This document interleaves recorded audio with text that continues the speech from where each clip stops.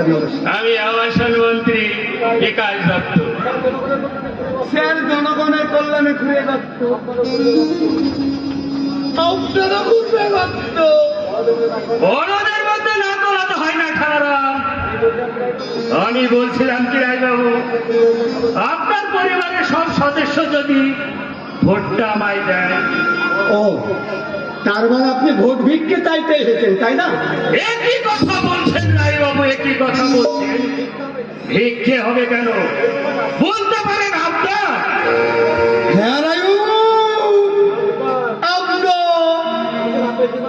Sir আপনার দিনে দাঁড়িয়েছে তো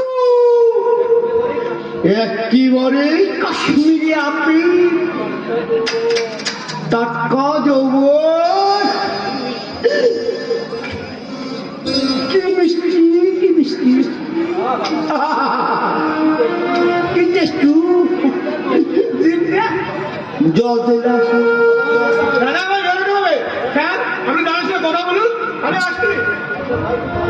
আপনার ভাই খুব ভালো, একেবারে সোনার টুকরো।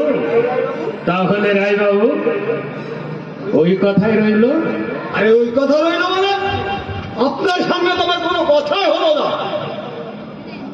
আর তাছাড়া এতদিন ধরে এই জনগণের জন্য আপনি কি করেছেন? অনেক কিছু করেছি রায়বাবু, অনেক কিছু করে। কাজ দত্ত, আপনি হয়তো খোঁজ নেননি।